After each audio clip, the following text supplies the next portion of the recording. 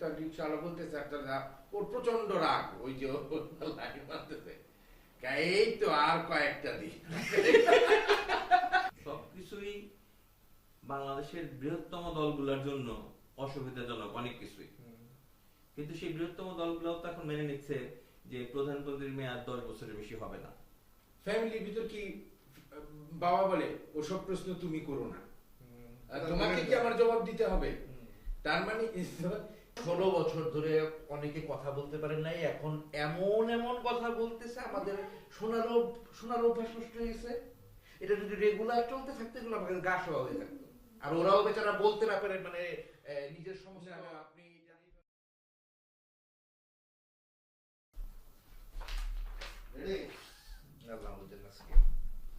ডাল ডাল লাগতেছে কিন্তু। তুমি রোল বইলো চলতেছে না আমার? চলতেছে অ্যাকশন আপনারা শুরু করে দিন। তো আজওয়াদ, আজকে কি নিয়ে বসাইছো আমাদেরকে? না মানে এই যে গণভোট হইতেছে, not the first time, but মানুষের তো একটু জানা দরকার আসলে হইতেছে নাকি। তো আমারও আসলে একটু জানা দরকার আসলে হইতেছে নাকি। তো yeah like let's get over that. দেখি গভর্নমেন্ট আমাদেরকে একটা লিফলেট দিছে, আমরা এই লিফলেটটার থেকে লাইক শুরু করি রাষ্ট্র মেরামতের কাজ। রাষ্ট্র মেরামতের কাজটা আসলে কিভাবে করা যাইতে পারে। আসলে বৈষম্য বিরোধী আন্দোলনের মধ্য থেকে যেভাবে এক দফা আন্দোলনের রূপ নিয়েছিল জুলাই আন্দোলনটা, সেখানে যে বৈষম্য বিরোধী কথাটাকে একটা গুরুত্ব বহন করেছে, এবং সেখান থেকেই আসলে মনে হয়েছে যে আমরা তো একটা ফ্যাসিবাদী সরকারের পতন ঘটাইছি, কিন্তু ফ্যাসিবাদ তৈরির প্রক্রিয়াটা কি? প্রক্রিয়াটা হচ্ছে রাষ্ট্র প্রধানমন্ত্রীকে অতিরিক্ত ক্ষমতা দিয়ে রেখেছে, এবং রাষ্ট্রের যেই মূল 3টা বিভাগ, অর্থাৎ বিচার বিভাগ, আইন বিভাগ এবং প্রশাসন বিভাগ, যেটা অ্যাডমিনিস্ট্রেটিভ বিভাগ, নির্বাহী বিভাগ, এই 3টা বিভাগের মধ্যে যেই জবাবদিহিতা দরকার, একটা যে জবাবদিহিতা দরকার, তো সেটাকে একটা মানুষের হাতে কুক্ষিগত করে রেখেছিল। তো সেই পথটা যেন আবার তৈরি না হয়, সেই জন্য অনেকগুলো সংস্কার কমিশন তৈরি হয়েছিল, এবং সেই সংস্কার কমিশনগুলো সে তাদের প্রস্তাব দেওয়ার পর সব রাজনৈতিক দলকে এবং সাধারণ মানুষকেও ওপেন করে দিয়েছিল তাদের মতামত দেওয়ার জন্য, এবং সেই রাজনৈতিক দলগুলো মতামত দিয়েছে। অবশ্যই অনেকগুলো দল অংশগ্রহণ করেনি, কিন্তু বেশিরভাগ রাজনৈতিক দল অংশগ্রহণ করেছে, এবং করার পরে সেখান থেকে সেটাকে সামারাইজ করে একটা ঐক্যমত কমিশন গঠন করা হচ্ছে। সেই ঐক্যমত কমিশন অনেকগুলো সংস্কার প্রস্তাবগুলোকে সামারাইজ করে একটা সনদ বানাইছে। সেইখানে আবার অনেক দল কিছু জায়গায় মত হচ্ছে, কিছু জায়গায় অমত হচ্ছে, নোট অফ ডিসেন্সে কিছু জায়গায় শর্ত দিয়ে দিয়েছে, এই শর্ত হলে তারা মানবে, ওই শর্ত হলে মানবে না, এরকম করে একটা সনদে সবাই সাইন করছে মোটামুটি। সেই সনদটাকে বাস্তবায়নের রূপ করার জন্য একটা গণভোট দরকার। গণভোট হচ্ছে আসলে সর্বোচ্চ নির্বাচন ব্যবস্থা, এখানে সকল মানুষ একটা রাষ্ট্রীয় পরিবর্তনের জন্য, সংবিধানের পরিবর্তনের জন্য একসাথে ভোট দেয়। মানে এভাবেও দেখতে পারো যে গভর্নমেন্ট এতটাই খারাপ করছে so far down the line যে এখন জনগণের ইনভলভ হইতে হচ্ছে। না, জনগণের ইনভলভমেন্ট তো দরকারই, গভর্নমেন্টকে সবসময় জনগণের রিপ্রেজেন্টেশন না গভর্নমেন্ট, ওরা জানে আমার মনের ইচ্ছা, না, তাহলে কিন্তু তো ওইটা করা দরকার ছিল, এটা আমি চাই। পারে নাই দেখে এখন আমার হাত এখন যে গভর্নমেন্ট আছে ইন্টারিম, এ তো নির্বাচিত না, বিপ্লবের মাধ্যমে বা তাহলে- অভ্যুত্থানের মাধ্যমে আসছে, তো ও তো সবার প্রতিনিধিত্ব করছে না। ও যে আইনটা করবে, এই আইনটারে যদি আইনি ভিত্তি দিতে হয় তাহলে একটা ভোটের দরকার, এই কারণে নির্বাচিত হ্যাঁ মানে ওর নির্বাচনের মাধ্যমে নির্বাচনকে সংস্কৃত সংবিধান সভা হিসাবে ঘোষণা করে সংসদকেই করে সেভাবে করার একটা উপায় ছিল, কিন্তু গণভোটটা আরো শক্তিশালী একটা মাধ্যম আর কি, এবং গণভোটটাকেও নিয়মিত করার জন্য যে সংবিধানের গুরুত্বপূর্ণ বিষয় পরিবর্তনের ভবিষ্যতে গণভোট করা হবে, এরকম একটা জায়গাও কিন্তু সনদে রাখা হয়েছে। কিন্তু ওই ফিগারটাও দিয়ে দেওয়া আই থিংক একটু রিস্কি। আগেন সোশ্যাল স্ট্রাকচারটা যেরকম, ডু ইউ নট থিংক একটা গ্রুপ এটাকে মিসইউজ করার ক্যাপাসিটি রাখতে পারে? Any group for that matter. গণভোট করা তো খুব সহজ কিছু না, ধরো আমাদের দেশে অনেক মানুষ, একটা ভোট কিন্তু করার অনেক প্রেশার। ম্যাস ওপিনিয়ন সুইং করাটা এখন এই আজকের এআই অ্যালগরিদম যুগে আরো অনেক বেশি ইজিয়ার না? সো তখন এরকম পাওয়ারকে আমি দিতে চাই সবসময়। মামার এই কথাটা কিন্তু খুবই গুরুত্বপূর্ণ। মানে আমাদের যে গণভোটের অভিজ্ঞতা কিন্তু খুবই বাজে অভিজ্ঞতা, খুবই ওই গণভোটের লোকজন আসে নাই, এবং ওই কেন্দ্র বৈশে বৈশা ওই হানা ওই যে প্রথম বোধহয় গণভোটে 98% ভোট জিয়াউর রহমানের পক্ষে আসছিল, 98%। আর ওরা ক্লেম করছিল 80% মানুষ হচ্ছে ভোট দিতে ভোট গেছে। দিয়েছে। ওইটা যারা ওই সময়কার কিংবা ওই সময়কার পত্র পত্রিকা বা বিভিন্ন পরিসংখ্যানে কোনোটাই এই তথ্যরে সাপোর্ট করে না। এবং পরবর্তীতে এরশাদের সময়ও যা হয়েছে ওই একই ঘটনা। গণভোটে কি কারণে যেন জনগণের আগ্রহ থাকে না কিংবা আগ্রহ প্রকাশের শক্তি থাকে না। না, মানে আমাদের এই- যত এই- গণভোট এটা ঝামেলা হয়েছে, থাকে, মানে দুইবারই সামরিক শাসনকে বৈধতা দেওয়ার জন্য হ্যাঁ, হ্যাঁ। গণভোট হয়েছে, আর একবার হয়েছে হচ্ছে এই তত্ত্বাবধায়ক ব্যবস্থা প্রবর্তনের জন্য বোধহয়। না না না হ্যাঁ, বিএনপি হ্যাঁ, করছিল না, না, যে না, না। না, তত্ত্বাবধায়কের যেটা ওটা সংসদীয় নির্বাচন, সংসদ গঠন করছে। সংসদ তৈরি করছে, হ্যাঁ। হ্যাঁ, না না, ওই ইয়ের মধ্যে ওই যে রাষ্ট্রপতি শাসিত থেকে প্রধানমন্ত্রী শাসিত রাষ্ট্র গঠনের জন্য একটা গণভোট হয়েছে। এরশাদ পতনের পর এরশাদ পতনের পর সেটা কিন্তু আবার তখন এরকম একটা জাতীয় রূপরেখা তৈরি হয়েছিল। রানা ভাই তিন দলীয় জোটের, তিন দলীয় জোটের একটা রূপরেখা, যার প্রায় কিছুই ঘটে নাই। পরবর্তী সরকার মানে নাই, পরবর্তী সরকার পরবর্তী রাজনৈতিক দল কেউই ওইটার আর আমলে নেয়। কিন্তু আমার আবার চিন্তা একটু অন্যরকম, যে হ্যাঁ গণভোট অবশ্যই আমার কাছে মনে হচ্ছে যে চেঞ্জের জন্য দরকার, কিন্তু আমাদের মতো কান্ট্রির যেখানে শিক্ষা এবং হচ্ছে সচেতনতা, অনেকে হয়তো এটা নিয়ে অলরেডি মুড়ির ঠোঙা বানাই ফেলছে, ঠিক আছে, কেউ হয়তো খুলেও দেখে নাই যে হ্যাঁ ভোট দিলে কি পাবো, না ভোট দিলে কি পাবো। এখন শোনা কথায় কেউ বলছে যে না ভোট দিলে পরে হচ্ছে দেশের জন্য ভালো, আর হ্যাঁ ভোট দিলে পরে আবার ভালো করে দাপটে চলে যাবে। ডেঞ্জারাস জায়গায় চলে যাচ্ছে, কারণ ওই যে অনেকে বলে যে ডেমোক্রেসি মানে হচ্ছে ফুলস অটোক্রেসি। গণতন্ত্রের বেসিক শক্তিটা নিয়েই প্রশ্ন চলে আসে, তাহলে তো জাতীয় নির্বাচনের ক্ষেত্রে একই কথাই চলে আসে যে অশিক্ষিত মানুষের হাতে ভোট দিলে কি হবে, মানে মানুষের সচেতনতা যদি না থাকে। কিন্তু সামহাও আমি খুব এটাতে পুরোপুরি একমত না। কিন্তু দেখো 1.5 বছর ধরে কিন্তু ওরা একটা গভর্নমেন্ট চালালো। এই 1.5 বছরের প্রায় 60% টাইম চলে যাওয়ার পর ওরা হচ্ছে কনসেনসাসে আসলো যে এই গণভোট জিনিসটা করতে চায়, which is fine। কিন্তু খুবই অল্প একটা সময় হলো না জনগণকে বিশাল প্রক্রিয়াটা সংস্কারের, সেই প্রক্রিয়াটা সম্পন্ন করার জন্য তো সময় দরকার ছিল। মানে আমি মনে করি যে আরো এডিশনাল তাহলে সময় এটাও দরকার আছে যে জনগণকে আপ টু ডেট করার জন্য যে এই ক্লজ গুলোর মানে কি। হ্যাঁ, মানে ব্যাপারটা হচ্ছে যে এই যে পুরো সংস্কার প্রক্রিয়ায় প্রাথমিক যখন 163টা প্রশ্ন দিয়ে যখন ছুড়ে দেওয়া হলো, সেখান থেকে শুরু করে একদম জুলাই সনদ পর্যন্ত সবকিছু কিন্তু পাবলিক ডোমেইনে অ্যাভেলেবল। এখন তুমি বলতে পারো গ্রামের একটা কৃষক বা তার ভোটটাও সমান গুরুত্ব, তুমি পড়াশোনা করে দেখে শুনে বুঝে করতে পারো, তোমার ভোটও গুরুত্ব। সে হয়তো সবকিছু ব্যাপারগুলোকে ঠিক মতো বুঝতেছিল না, তার জন্য দৈনিক খাবার জোগাড়টাই তার জন্য সবচেয়ে বড় চ্যালেঞ্জ। কিন্তু আমাদের গভর্নমেন্ট কিন্তু প্রিভিয়াসলি গভর্নমেন্ট না, বাংলাদেশের ইনফরমেশন সেক্টরটা in association with health sector খুবই এফেক্টিভ কয়েকটা ক্যাম্পেইন বাংলাদেশের গ্রাসরুটে নামাইছে, লাইক ওরসেলাইন, এইডস, টিউবারকুলোসিস। এই তিনটা জিনিসের খুবই সাকসেসফুল ক্যাম্পেইন বাংলাদেশে হয়েছে এবং আমরা ফাটাফাটি বিট করতে পারছি, আন্তর্জাতিক মানে হচ্ছে। হ্যাঁ আন্তর্জাতিক মানে হয়েছে। তো যদি সরকার চায় ওই সেম এজেন্সি গুলোকে এমপ্লয় করে কিন্তু খুবই গ্রাসরুট লেভেল পর্যন্ত করছে, প্রচুর ভিডিও হচ্ছে, বিলবোর্ড হচ্ছে, প্রচুর ধরনের ভিডিও হচ্ছে, অলরেডি 3-4 রকমের ভিডিও চলে এসেছে, লিফলেট হচ্ছে, গণভোট নিয়ে প্রচার হচ্ছে। সরকার মানে মেট্রো রেলের স্ক্রিন থেকে শুরু করে তোমার টেলিভিশন সিনেমা প্রত্যেকটা টেলিভিশন চ্যানেলে অ্যাড দিবে, প্রত্যেকটা মোবাইল ফোনে এসএমএস আসবে, বক্তব্য আসবে, প্রত্যেকটা জিনিসের জন্য তুমি কি পাবা, কেন তুমি করবা, কেন করতে চাই না। আমরা যেহেতু একটা গণঅভ্যুত্থানের মাধ্যমে একটা ফ্যাসিস্ট সরকার পতন ঘটেছে, তাইলে এই ফ্যাসিজম তৈরির যে ব্যাপারটা, এটা বোঝানো খুব বেশি কঠিন না মানুষকে। মানে হয়তো বোঝাতে সক্ষম হবে যারা গণভোটের পক্ষে কথা বলবে। সরকার অফিসিয়ালি গণভোটের পক্ষে গেছে, এখন এটা নিয়েও তর্ক তৈরি হয়েছে। যে সরকার কি কোনো একটা পক্ষ নিতে পারে কিনা। কিন্তু এটা নিয়ে সরকারের বক্তব্য হচ্ছে এই সরকার তো গঠিতই হয়েছে মানুষের এই প্রত্যাশার উপর ভিত্তি করে, অর্থাৎ তাদের গণসংস্কারই তো তাদের মূল এজেন্ডা। তো তারা তাদের এজেন্ডার পক্ষে কথা বলবে না কেন? অঙ্গীকার এবং আমি এটার সাথে একমত।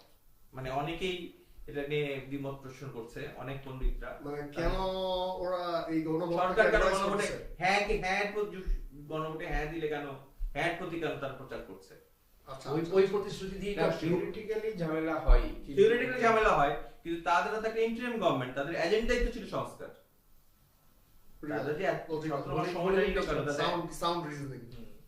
হ্যাঁ, মানে আমি এটার পক্ষে, আমার বিপক্ষে অনেক লোক মানে আছে। ঘটনাটা ঘটবে আমার কাছে, আমি কোনো তারা খালি জিগাই নেবো ঘটনাটা এরকম জায়গায় দিতেছে না, মানে আমি এটা পাস করা মন তারা জিগাইতেছি তুই হ্যাঁ না না, কিন্তু সরকারের কথা তো সবাই নাও শুনতে পারে, সরকারের কথা কিন্তু নাও শুনতে পারে। মানে বেসিক্যালি এই ইয়েতে যেগুলো নিয়ে আমরা আলোচনা করব সবকিছুই বাংলাদেশের বৃহত্তম দলগুলোর জন্য অসুবিধাজনক অনেক কিছুই। কিন্তু সেই বৃহত্তম দলগুলো তো এখন মেনে নিচ্ছে যে প্রধানমন্ত্রীর মেয়াদ 10 বছরের বেশি হবে না। হ্যাঁ, মানে টানা 2 টার্মের বেশি বা ভিন্ন ভিন্ন টার্মে হলো সে 2 টার্ম প্রধানমন্ত্রী থাকতে পারবে, টানা হোক বা ভাগে ভাগে হোক। সে এবার জিতছে, পরের বার হারলো, তারপর আবার প্রধানমন্ত্রী হলো, 10 বছর বেশি থাকতে পারবে না। এতে কি হচ্ছে, বলতে চাচ্ছে যে নতুন নেতৃত্ব তৈরি হবে।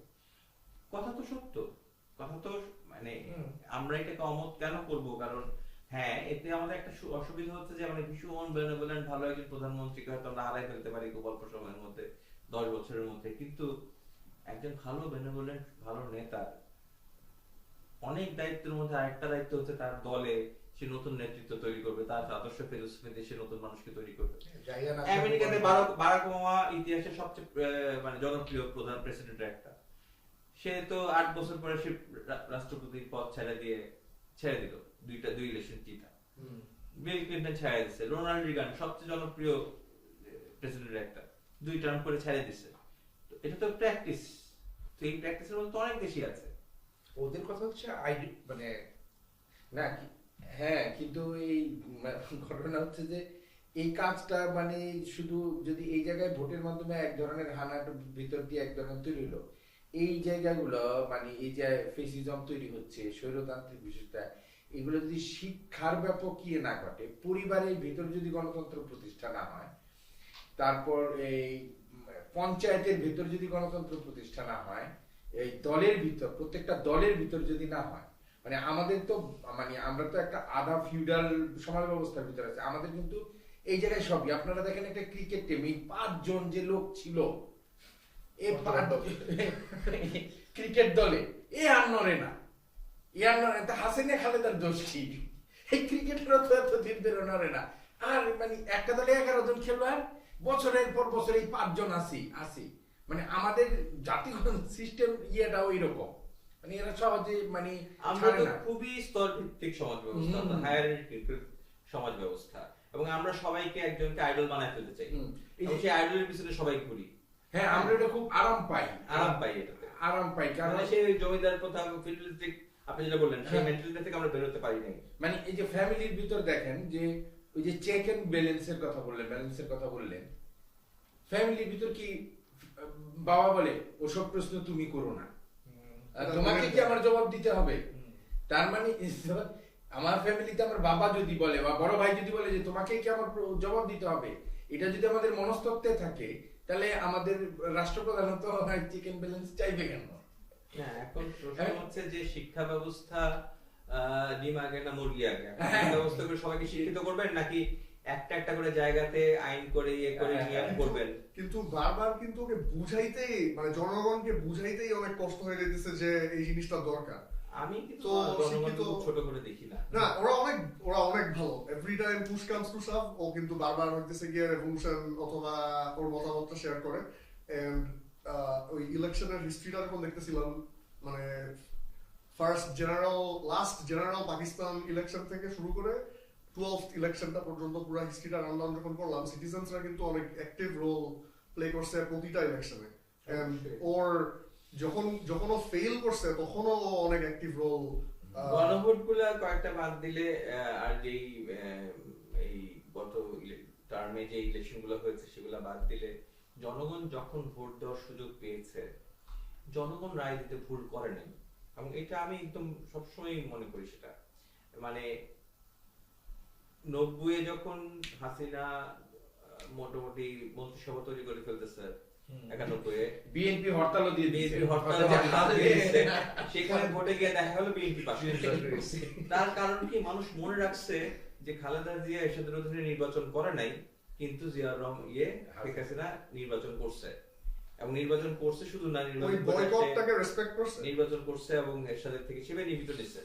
তাহলে এই বয়কটটাকে রেসপেক্ট করছে। এই যে আপসহীন নেত্রী যে তকমাটা তার গায়ে লাগছে তখন থেকে, এটা তো মানুষ ভোট দিয়ে প্রমাণ করছে। মানে সব এর প্রত্যেকের ধারণা ছিল যে আওয়ামী লীগ সরকার গঠন করছে। আবার 91 বিএনপি যখন 5 বছরে আইন দুর্নীতি এবং আইন টাইন সবকিছু দেশে আইনের শাসন প্রতিষ্ঠা করতে পারে নাই, করতে পারে নাই, 96 আবার বিপুল ভোটে আওয়ামী লীগ আনছে। আবার 2001 যখন আওয়ামী লীগের যখন নানান রকম দুর্নীতি সবকিছু প্রচার পাচ্ছে, তখন মানে তখনকার জনকণ্ঠ বলে একটা পত্রিকা আওয়ামী লীগের সমর্থনই ছিল, কিন্তু তার সাধু সাবধান বলে একটা করতো, একটা সিরিজ লিখতো প্রথম পাতায়, এডিটোরিয়াল মানে এডিটোরিয়াল নিউজ টাইপের, যেখানে বিভিন্ন যে এখানে এগুলো হচ্ছে ওগুলো হচ্ছে, মানুষ এগুলো মনে রাখছে, দেখছে, এবং ভোট দেওয়ার সুযোগ যখন পাইছে তার আবার বিএনপি কে আনছে। এবং তারপরে 2006 যখন বিএনপি কোনো না কোনো ভাবে ক্ষমতাকে নির্ধারিত করার চেষ্টা করছে, আন্দোলন হয়েছে, নতুন তত্ত্বাবধায়ক সরকার আসছে, তারপর থেকে দেশের ইতিহাস তার রীতিমতো, মানে 2008 নির্বাচনও মানুষ ভোট দিয়েছে, কিন্তু এটা নিয়ে অনেক সংশয় আছে। আর তারপরে যে নির্বাচনগুলো হয়েছে, শেখ হাসিনা যে একটা মানে একটা মামলার উপর ভিত্তি করে তত্ত্বাবধায়ক সরকার আইনটা বিলুপ্ত করে দিল, করে বলে যে দলের অধীনে নির্বাচন হবে, সেখান থেকে তো আর বাংলাদেশের রাজনীতি মানুষের ভোট দেওয়ার কোনো সুযোগ পায়নি। ফলে 2014 থেকে আমরা আর কোনো ভোট দেওয়ার কোনো সুযোগ পাইনি। কিন্তু ওরা কিন্তু একটা মেইন অ্যাডভোকেট ছিল, যারা এই কেয়ারটেকার গভর্নমেন্ট জিনিসটাকে আনার জন্যই বিএনপি কে বাধ্য করছিল একটা 3 মাস না 2 মাসের না 15 দিনের একটা গভর্নমেন্ট ফর্ম করার জন্য, যেটা পরে কেয়ারটেকার গভর্নমেন্টের সবচেয়ে বড় সমালোচনা হচ্ছে যে একটা গণতান্ত্রিক রাষ্ট্র একদিনের জন্য, 1 ঘন্টার জন্য উইদাউট লিডার থাকবে, উইদাউট পাবলিক রিপ্রেজেন্টেটিভ ছাড়া থাকবে না।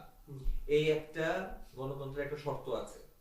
আমেরিকাতে জানো তো, মানে প্রেসিডেন্ট যদি মারা যায় মুহূর্তের মধ্যে অনলাইনে হইলো ভাইস প্রেসিডেন্ট, তাহলে অভ্যুত্থানের পরে কতদিন পরে ক্ষমতা গ্রহণ করলো সে? 4-5 দিন ছিলাম না আমরা, যে কোন স্টেট আমাদের হেডলেস ওই সময় যা কিছু হতো কিছু আর একটু বেশি মনে হয়, 4-5 দিনের বেশি মনে হয়। 5 তারিখ 8 তারিখে ব্যাক করছেন নাকি সব? আসলে না, আরো কম। না এইটাও তো অনির্বাচিত, মানে অনির্বাচিত, কিন্তু ওই কিন্তু যারা একটা রাস্তায় ছিল তারা ওর কথা চেঞ্জ করতেছিল। এই গভর্নমেন্ট তো ভুত্তান পরবর্তী, এই গভর্নমেন্টের প্রতিটা জিনিস ইলিজিমেট। এটা 30 দিনের মধ্যে, সংসদ হওয়ার 30 দিনের মধ্যে যদি পুরাটা রেটিফাই না করে মানে পরবর্তী সরকার, অটোমেটিক্যালি তারা অবৈধ হয়ে যাবে। তাদেরকে রেটিফাই করতে হবে, তাদের সমস্ত অ্যাক্ট, তারা যেসব অ্যাক্ট যেগুলো রাখতে চায় রাখবে, যেগুলো রাখতে চায় রাখবে না, তারা যেই তাদের পুরো শাসনটাকে বৈধ ঘোষণা করলে তখন এটা বৈধ হবে। মানে ওদেরও পাওয়ারে আসাটা ইলেকশনটার থ্রুতে, সেটাও বৈধতা ডিপেন্ড করবে এই গভর্নমেন্টের। না, ইলেক্টেড গভর্নমেন্ট এই পূর্ববর্তী 17 মাসের গভর্নমেন্টকে, 18 মাসের গভর্নমেন্টকে বৈধতা দিতে হবে। একটা প্রথম মানে ওই তো মানে তাহলে ও নিজে বৈধ, তারা নির্বাহী আদেশে যত আইন টাইন করছে, আইন করার দায়িত্ব কাদের? সংসদের। নির্বাহী আদেশে যত আইন করছে সেগুলোকেও অনুমোদন দিতে হবে, বা চাইলে তারা এটাকে পরিবর্তন করতে পারে, যে না আইনটা আমরা পরিবর্তন করি, রাখবো, এটা রাখবো না, এটা কাইন্ড অফ ইনডিগনিটি নাকি? যে ব্যাপার না, এটা হচ্ছে যে এই সরকার তো কোনোভাবেই সাংবিধানিক না। তো তোলে একে যদি বৈধতা না দেওয়া হয়, এটা 2008-10 দেওয়া হয়েছে, যখন এর সাথে তত্ত্বাবধায়ক সরকার গঠিত শাহাবুদ্দিন আহমেদের, তখনও খালেদা জিয়া সেটাকে বৈধতা দিতে হয়েছে। কিন্তু তত্ত্বাবধায়ক সরকার ব্যবস্থা যদি এখন আবার সংবিধানে গৃহীত হয়ে যায়, তখন কিন্তু একটা সাংবিধানিক সরকার হয়ে যাবে, যেটা এই সংস্কারে আবার প্রস্তাব করা হয়েছে, যে তত্ত্বাবধায়ক সরকার ব্যবস্থাটাই একদম সংবিধানে সুনির্দিষ্টভাবে বলা থাকবে, এবং কিভাবে হবে সেটাও বলা থাকবে। ওকে।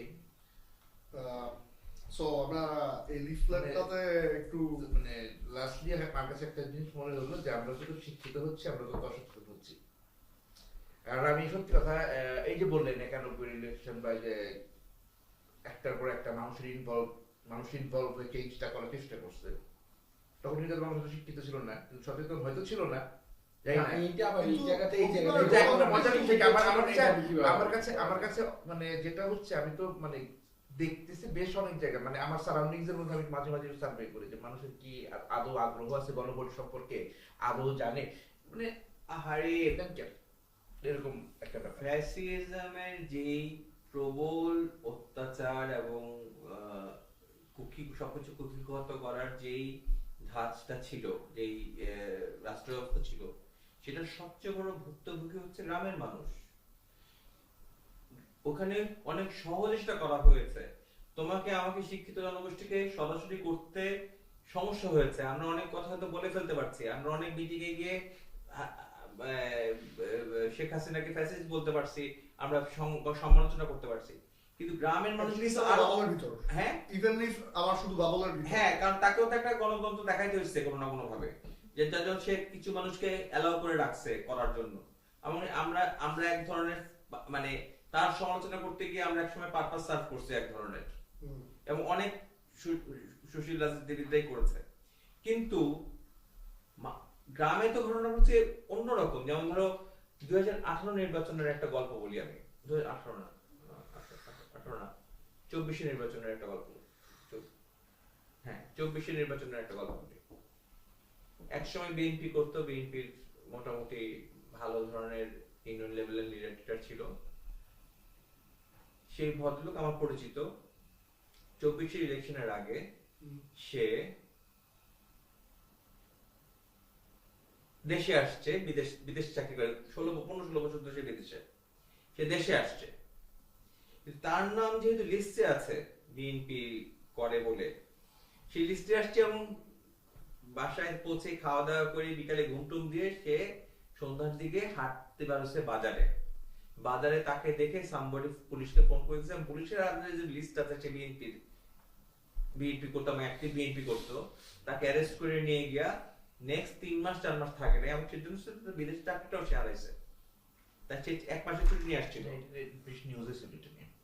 একটা নিউজ হচ্ছে আমি জানি না, এটা আমার ব্যক্তিগত ঘটনা। আমরা অনেকভাবে আওয়ামী লীগ লিডারদের দিয়ে তাকে ছাড়ানোর চেষ্টা করেছি, মানে সে জাস্ট চা খেতে গেছে, প্রথম দিন এসে চা খেতে গেছে, এবং তাকে 2-2.5 মাস 3 মাস তাকে ছাড়ে নাই। সো এটার কতখানি গভীরে ছিল বিষয়টা বুঝছো?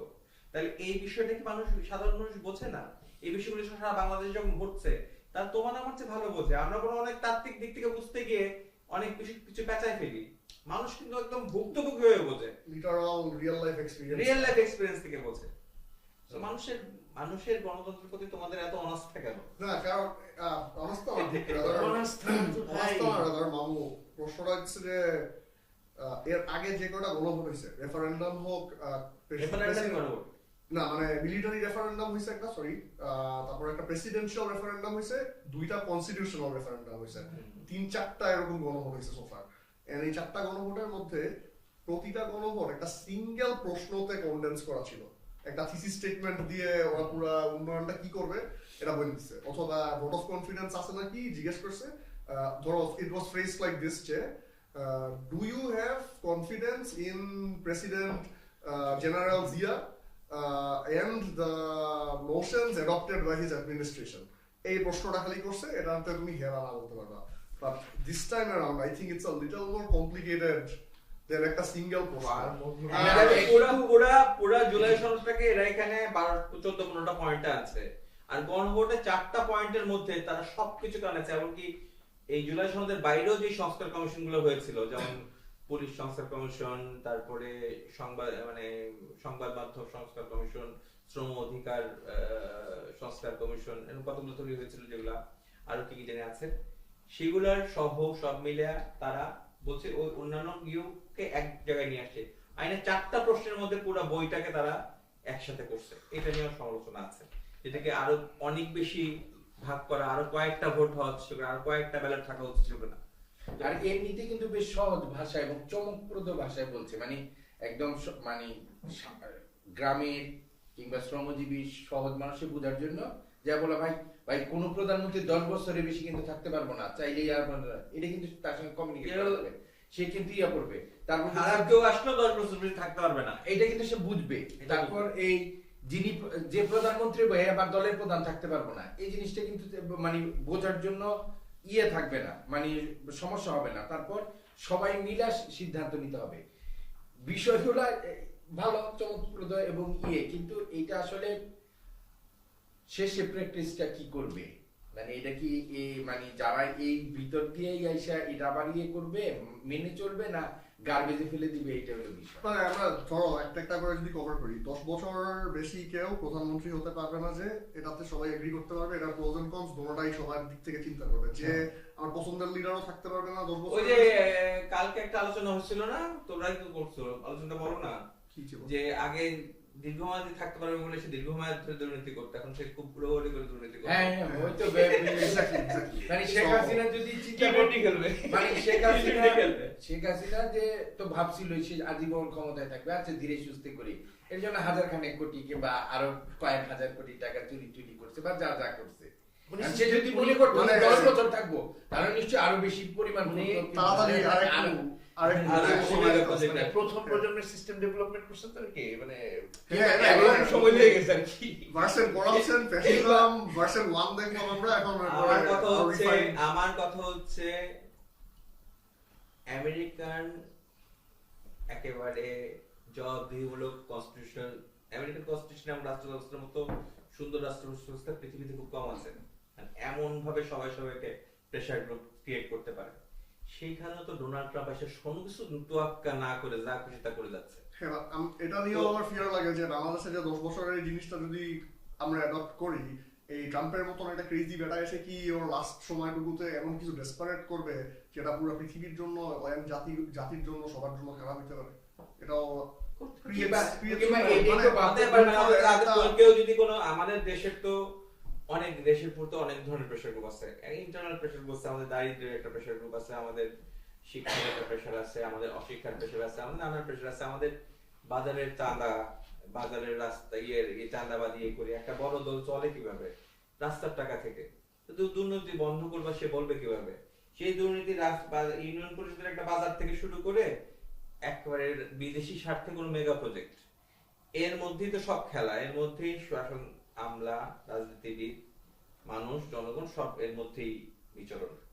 আর যখনই টাকার অভাব হয় আস্তে করে ট্যাক্স বাড়ায় দেয়, গ্যাসের দাম বাড়ায় দেয়, তেলের দাম বাড়ায় দেয়, সরকার অর্থাৎ মূসক বাড়ায় দেয়, অর্থাৎ ভ্যাট বাড়ায় দেয়, আমাদের কাছ থেকে টাকা নিচ্ছে, জনগণের পকেট কেটে কেটে টাকা নিচ্ছে যখন তার অসুবিধা হচ্ছে। তো এই যে পুরো ব্যবস্থাটা, এই ব্যবস্থাটার যদি পরিবর্তন না হয়, সংবিধান আইন টাইন দিয়ে তুমি কিছু সীমিত করতে পারবা, চেষ্টা করতে পারবা, তুমি জবাবদিহিতা তুলতে পারবা, কিন্তু কেউ যদি অসাধু হয় এবং অসাধু হতে চায় তাকে কি ঠেকানো যাবে এই সংস্কৃতিতে? মানে আমাদের পুরো মনস্তাত্ত্বিক পরিবর্তন যদি না ঘটে, মানুষের সাংস্কৃতিক বিনির্মাণ যদি না ঘটে, বাংলাদেশ যদি একটি মানে ন্যূনতম ঐক্যে যদি সকল রাজনৈতিক দল এবং মানুষ যদি ন্যূনতম ঐক্যের জায়গাটা নির্ধারণ করতে না পারে, এই সমস্ত সনাতন সবকিছু কোনো কিছুই কাজ দিবে না। মানে আমরা কেউই করে আর কি বাংলাদেশ ফার্স্ট এই পলিসিটা মানতে পারতেছি না, নাকি এটা বলতে চাইতেছি? মানতে পারছি না তো কথা না, আমার কথা হচ্ছে এখানে মানে আমি ন্যাশনালিস্ট হইতেছি না, কিন্তু I don't get you wrong, আমার কাছে আমার আইডেন্টিটিটা আসলে বেশি ওয়েট হোল্ড করে। ন্যাশনালিস্টের ব্যাপার না এখানে, আমার কথা হচ্ছে যে যারা সুবিধাভোগী এবং যারা তারা সব জায়গায় সুবিধা নিতে প্রস্তুত, আর সুবিধা নিতে প্রস্তুত হওয়ার জন্য যখনই তুমি আনডিউ ট্রানজাকশন করছো, অর্থাৎ তুমি ঘুষ টুস ব্যবস্থা করছো, সেটা নেওয়ার জন্য আবার অনেকে তৈরি। তো তুমি যখন সেটা করছো, তুমি যখন সেই ব্যবস্থাটা তৈরি বজায় রাখছো এবং তুমি সুবিধা পাচ্ছ, তখন সেটাই সিস্টেম হয়ে দাঁড়াচ্ছে সব জায়গায়, সেটাই বাংলাদেশ সিস্টেম হয়ে গেছে। এই তত্ত্বাবধায়ক সরকারও ঘুষ দুর্নীতিকে তো বাড়াতে পারেনি, বরং উল্টা আরো অনেকে বলে কমাতে পারি নাই, উল্টা বাড়াইছে বলা হচ্ছে সব জায়গায়, বাড়ছে। তো এটা কি তুমি মনে করো না যে ন্যাচারাল অর্ডার অফ থিংস? কারণ ওই আগের যে অ্যাডমিনিস্ট্রেশনটা যেটা অনেক লং টাইম ধরে ছিল আর অলরেডি অনেক কারাপশন করে ফেলছে, ওর জায়গাগুলো যারা নিতে চায় তারা তো এতদিন করতে পারে নাই। সো ইজন্ট ইট ন্যাচারাল যে ও এখন ওই পজিশনস অফ পাওয়ার গুলোতে এসে ওর পাওয়ারটা মিসইউজ করবে? কারণ ওদের তো পলিটিক্স এর ফিলোসফিটাই খুবই উইয়ার্ড। ওরা তো ওদের জীবিকা অর্জন করে পলিটিক্স দিয়ে, ওয়ারাস পৃথিবীর সব জায়গায় মানুষজন ওদের সাইড একটা হবি বা কিছু একটা পার্সুট হিসেবে পলিটিক্স করে না, প্রফেশনালি করে। কিন্তু তার আগে দেখা যায় যে একটা পাইলট অথবা একটা লয়ার অথবা একটা চার্টার্ড অ্যাকাউন্টেন্ট। এখানেই তো সমস্যাটা। না, এই এখন কথা হচ্ছে যে দুর্নীতির জায়গাটা যেটা, সেটা তো শুধুমাত্র রাজনীতিবিদরা করে না, আমরা সবাই আমাদের অর্থনীতিটাই অনেকটা দুর্নীতি নির্ভর। একটা লোক ওয়াশে কাজ করে, সে দুর্নীতি করে টাকা কামাচ্ছে, সে আবার হজে যাচ্ছে, হজে যখন যাচ্ছে তখন এই টাকা হজ কোম্পানি পাচ্ছে। তারপর সে আবার গ্রামে একটা মসজিদ করছে, সেই জায়গায় একজন আলেমরে টাকা দিচ্ছে। হ্যাঁ, তারপর সে আবার কি করছে, সে হয়তো তার মানে অনাথ বোনের দিকে 2 ছেলে মেরে পড়াশোনার খরচ দিচ্ছে, সে কিন্তু করছে, কিন্তু টাকাটা সে দুর্নীতির মাধ্যমে করছে। এই টাকাটা কিন্তু অনেকগুলা আবার মানে ভালো কাজে ব্যয় হচ্ছে। আমাদের অনেকের অন্যের হক না, আমি এটা না, আমি সাপোর্ট, আমি বলতে আমাদের অর্থনীতির যে বুনিয়াদটা এখন পর্যন্ত থাকছে, আমাদের এদিকে তো শিল্পের বিকাশ ঘটে নাই। আমাদের একমাত্র গার্মেন্টস শিল্পটা মানে মোটামুটি রকমের দাঁড়াইছিল, এছাড়া তো কোন রকমের শিল্প দাঁড়ায় নাই। কৃষিটা আমাদের অলরেডি ধ্বংসের পথে। কেউ যাদের এই জায়গা জমি আছে তারা এখন নিজের কাজটা কৃষিটা করে না, এটা হয়তো বর্গা টর্গা দিয়ে রাখছে, ও অন্য কাজ করছে। যে দেশের মানুষ আলুর দাম বাড়ানোর জন্য ডাইরেক্ট রং মিশিয়ে দিতে পারে, সেই দেশের মানুষের নীতি নৈতিকতা বোধ কোন লেভেলে সেটা তো বুঝতে হবে। তো সেটা কি সব আইন দিয়ে সংস্কার দিয়ে যে সম্ভব না, সেটা আমরা সবাই বুঝি, কিন্তু আইন সংস্কারও যে একটা শুরু, এটাও কিন্তু জরুরি, এটাও জরুরি। আমি বলতে চাচ্ছি যে এরা কি দেশকে ভালোবাসা প্রমোট করবে? দেশকে এই যে রংটা মিশাইলাম না, এটা যে একটা ব্যক্তি জায়গা থেকে ওই ব্যবসায়ীটা চিন্তা করবে যে আমার ব্যবসার থেকে নিশ্চয়ই বড় না, দেশের মানুষের সাথে বা সোসাইটির সাথে এই না ডাবল স্ট্যান্ডার্ড, সোসাইটিকে বিষ খাওয়াচ্ছি আমি যে লোকটা আপেল বিক্রি করে, সুইজারল্যান্ডে যে লোকটা আপেল বিক্রি করে, সে কি ভাবতে পারে যে ওই আপেলটাতে ফরমালিন মিশাবে? না, ওটা দিয়ে চিন্তাতেই না, ওই চিন্তা করতে হয় না, আমাদের চিন্তাটা করতে হয়। বলে আমাদের আবার খবরে যে আপনারা ফল কিনে 1 ঘন্টা পানির মধ্যে চুবাই রেখে তারপরে খান, তাহলে হ্যাঁ করতে হয় না, কারণ আমাদের ওইটা বন্ধ করবে, আমাদের কিন্তু ওটা বন্ধ হবে না। আমাদের ছোট একটা জায়গায় আমাদের শিল্পের বিকাশ ঘটে নাই, কৃষি ধ্বংস, আমাদের ব্যবসায়ীরা ব্যবসা করছে না, আমাদের ব্যবসায় সবচেয়ে লাভজনক ব্যবসা হচ্ছে ব্রোকারি, দালালি। আমরা সিনেমা বানাচ্ছি না, আমরা কি করতে আন্দোলন করছি, ইন্ডিয়ার সিনেমা এনে এখানে চালাবো কিংবা বাইরের সিনেমা এনে চালাবো, ওই জায়গা থেকে আমি ব্রোকারির টাকাটা নিব, আমি লাভ হব। ফলে আমরা আমাদের অর্থনীতিটাই হয়ে গেছে একরকম ভাবে দুর্নীতি নির্ভর অর্থনীতি, দুর্নীতি বান্ধব অর্থনীতি, দুর্নীতি বান্ধব অর্থনীতি এবং ধনী বান্ধব, ধনী বান্ধব অর্থনীতি, ধনী এবং দুর্নীতি বান্ধব। ঘুরে ফিরে ক্লাস করে তো আবার আসলাম না, এখন কথা হচ্ছে যে 26 আমি যে আগের দিনে না, কিন্তু আগের দিনের যে আলোচনাটা, যে আমি 24 এসে একটা বড় চট্টনা খাইছিলাম, এখন 24 এসে তো আমি স্বপ্ন দেখছিলাম যে এই অবস্থার পরিবর্তন হবে। এখন অনেক কাজ হচ্ছে, হতাশার জায়গাগুলো হচ্ছে না। আমার বারবার সেদিন তো বলতেছিলেন যে কি বলে কনফিউজড আছে না, আমি এখনো কনফিউজড। আমি বলতেছি যে ওই মানে সংবিধান, ধর্মগ্রন্থ, এগুলাতে কোনো সময় খারাপ কথা লেখা থাকে না। আপনি আগের সংবিধানও যদি দেখেন, মানে খারাপ কথার যেতে ভালো কথাই বেশি থাকে। এমন কোন ধর্মগ্রন্থ পাবেন না যেটাতে খারাপ কথা লেখা আছে। ঘটনা হচ্ছে যারা ব্যবহার করতেছে, তারা কিভাবে ব্যবহারটা করতেছে। এইবার তো শুনলাম একটা অদ্ভুত কথা শুনছি রানা ভাই, কোন ছোট দলের রাজনৈতিক প্রচারণা করার জন্য, কোন এলাকায় প্রচারণা করবে তার জন্য নাকি বিভিন্ন এলাকায় পুলিশ পয়সা যাচ্ছে সেই রাজনৈতিক দলের কাছে। কি ক্যাম্পেইন প্রোটেকশন মানে? এই আপনি ক্যাম্পেইনে আসছেন, আমাদের থানায় ক্যাম্পেইনে আসছেন, আমাদেরকে করতে হবে, পয়সা দিতে হবে। তুমি একটা নরমাল তোমার বাড়িতে চুরি হোক, তুমি একটা জিডি লিখতে যাবা, একটা জিডি লিখতে যাবা, মানে পুলিশ আমার উপর খেপে যেতে পারে এটা শুনলে।